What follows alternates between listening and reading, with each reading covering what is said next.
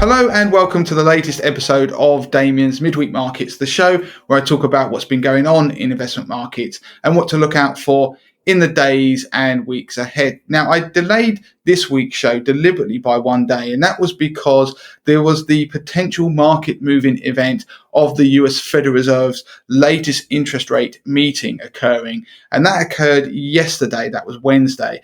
So, of course, leading into this meeting, the market has been told endlessly by the Federal Reserve that inflation was transitory, and inflation has been one of the key factors that has been influencing market movements of late. Of course, if you go back to all these videos I've been doing, you will hear a lot about the reflation trade. So what happened is the US Federal Reserve caught the market by surprise, and that was because it was surprisingly hawkish. What they did is the language and the forecast suggest that the Federal Reserve is likely to raise interest rates in 2023 now, rather than 2024, which was the earliest date that was expected. They also suggested that core inflation in America would be nearer 3% this year, which is sharply higher than the 2.2% that they'd predicted previously. So this started to suggest that inflation was becoming a bit of a problem, and that caught the market off guard. Now, obviously, the Federal Reserve was very keen to dictate the narrative around this particular meeting, and there was lots of language that was trying to suggest that things wouldn't be as bad as people would think if they started to taper monetary policy, if they started to unwind QE or raise interest rates. And that would actually be a positive, bullish thing to happen, which is a strange thing because normally it's seen as obviously a negative, because if there's less monetary stimulus in the pipelines, then it tends to mean that equity markets and asset prices tend to fall. But they've turned us it's going to be a positive. Now, what did it mean for markets? If you look at equity markets, it's quite interesting actually.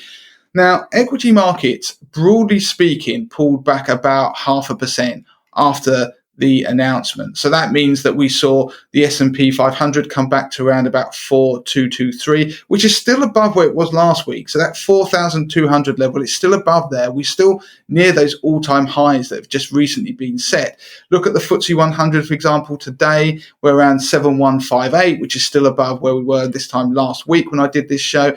But broadly speaking, the market is down around about 0.5%. That's most equity markets I'm talking about. In the immediate aftermath of that Fed meeting, the markets in America, they were still open at the time, did pull back further. They were down at one point, almost at 1%, but then they rallied, and a lot of those losses were recovered, and we, like I say, finished down around about 0.5%. So it seems that equity markets are taking this all in their stride. And interestingly, I'm always keen to look at the Dow versus the NASDAQ. So the Dow Jones, how did that perform? Because that is one of the sort of reflation indicators that we've had in the past. And actually the NASDAQ marginally outperformed the Dow Jones. So that's something to bear in mind. Will we see the reflation trade ignite or not? Because at the moment, markets aren't getting carried away with the inflation story just yet after this meeting. But look at the fear gauge, the VIX I often talk about, which gives an indicator of sort of sentiment, really, fear in markets in the US. And that was around about 18. So long-term average is around about 20. It's at about 18, which is only marginally up on the 17 figure last week. So that's nothing to really write home about. Equally, the similar fear index, the equivalent on the NASDAQ, was broadly the same as where it was last week as well. So based upon what equity markets have so far done, this early days after the Fed meeting, they have taken it in their stride, and we've not seen any aggressive sell-off, because that was one thing that people were worried about. But if you look at other markets, then the story isn't quite the same. Look at bond markets. So the 10-year US Treasury yield has actually rallied at one point. Well, it rallied at one point to almost 1.6%, which is quite a big move from the 1.44 that we were at earlier on in the week. And it's now settled somewhat. I mean, if you look in the UK gilt yield has rallied in tandem. So we've gone from 0.75% up to 0.82% in the aftermath of that Fed meeting. So the bond market has sold off. When yields rise, remember, it means the prices of bonds are falling. So the bond market, which seemed to be not believing this inflation story, is now trying to reprice. and take account of what the Fed has said. If you look at the dollar index, that's up 1.3% after the Fed meeting.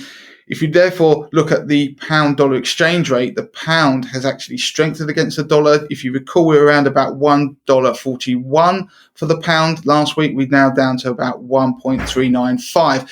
So the reason the dollar has strengthened is obviously because if rates rise, it makes the dollar more attractive, and therefore people want to buy the dollar and it pushes up the price. So we're seeing a stronger dollar. That's quite a counter trend to what we'd seen recently, where the weaker dollar has been pushing up things like emerging markets and commodities and US equity markets themselves. So we've seen a little bit of pullback in all of those things. We've got to see what happens in the coming days. That explains why gold got hammered yesterday. So the price of gold has now fallen through $1,900 per ounce, down all the way through actually $1,800 per ounce. It means that in the last week, we've fallen about 5%, which is a big move. I mean, in the last quarter, gold has been a pretty decent investment, actually, given the fact that it had been a laggard, particularly against other inflation hedges that some people use, a bit like Bitcoin, for example. So we're seeing a pullback on gold. We could see further weakness going forward. That would be interesting, so keep an eye on that. But at the moment, while equity markets are taking this in their stride, other markets aren't at the moment. Bond markets aren't. Commodity markets aren't. It'll be interesting to see what happens in the days and weeks ahead, and in particular to keep an eye on those reflation trades. So keep an eye on what financials do, for example. So that is it for this week on Damien's Midweek Markets. A lot to keep an eye on in the coming days. You can contact me as ever. Damien at moneytothemasses.com is the email address. Twitter, moneytothemasses with the number 2. Of course, you can find us on Instagram, Facebook. Don't forget to join our Facebook group, facebook.com/groups/money to the masses. And do subscribe to our YouTube channel.